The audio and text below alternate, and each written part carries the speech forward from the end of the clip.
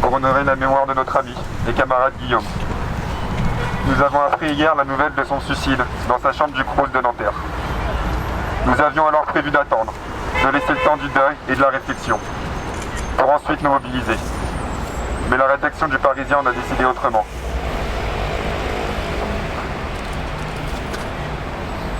Ils ont lancé la nouvelle publiquement, avant que nous n'ayons pu l'annoncer à ses parents. Il n'était pas acceptable que cette affaire soit détournée, politiquement et médiatiquement. Alors, nous avons décidé de nous rassembler.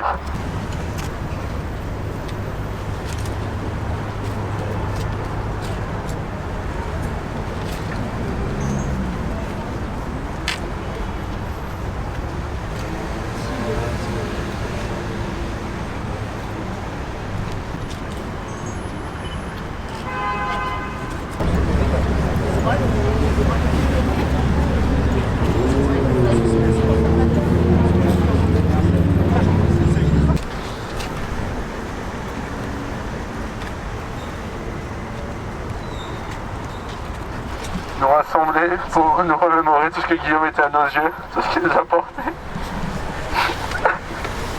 Tout ce bonheur, toute cette joie de vivre, ce sourire qui me pas. Ces blagues, Guillaume c'est aussi ce camarade investi depuis longtemps sur les luttes.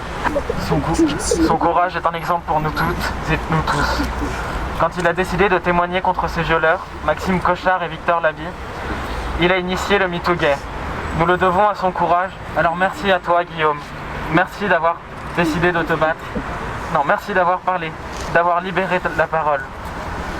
Tu as ensuite décidé de te battre, de ne pas laisser Cochard et Laby impunis. C'est la voie que tu as choisie. Pourtant, même quand on a autant de courage que toi, cette lutte n'est pas si simple et tu as fait ton choix. Alors nous te faisons une promesse, ici et maintenant. Nous ne nous tairons pas. Nous porterons ta voix jusqu'au bout, jusqu'à ce que justice soit rendue.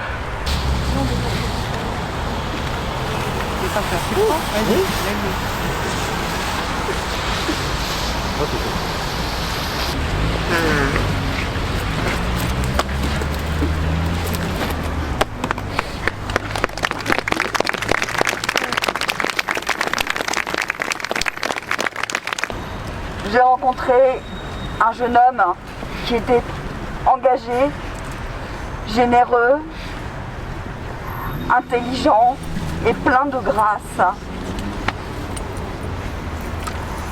Guillaume avait entièrement ouvert les yeux sur un moment particulièrement douloureux de sa jeune vie.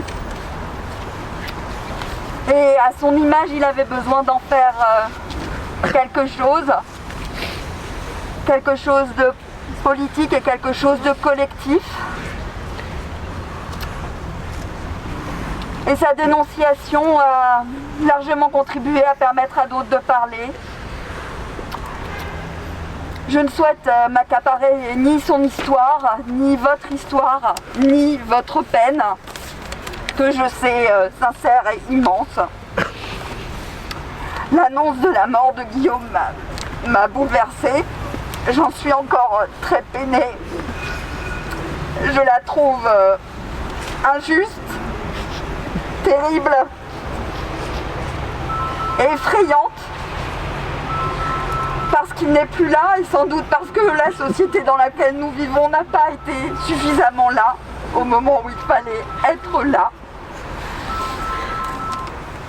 Et parce que ceux qui auraient particulièrement dû être là n'ont pas été là, un parti et ses institutions notamment. Et c'est aussi pour cela que Guillaume, victime de violences sexuelles, est mort. Je crois que Guillaume était particulièrement éprouvé par la campagne de dénigrement souterraine que certains ont immédiatement lancée contre lui. en livrant à des officines de presse peu connues pour leur engagement contre l'homophobie, les violences sexuelles ou le capitalisme des photos privées, intimes, en jetant le doute et en salissant avec l'aide de leurs conseils. Ces détracteurs et les personnes qui l'avaient mise en cause se sont servis de manière particulièrement ignoble de la culture du viol et du patriarcat, de la pire des manières, très loin, très très loin de ce que devrait être un engagement communiste sur ce sujet. Guillaume, je vous voyais Guillaume. Guillaume, je vous ai cru tout de suite et je vous crois toujours. J'espère que tous et toutes ensemble nous protégerons votre mémoire et votre parole de la boue du sensationnalisme, de la saleté, de la vengeance et de la haine homophobe. Je me joins à la peine et à la colère de vos proches, de votre communauté, de vos camarades.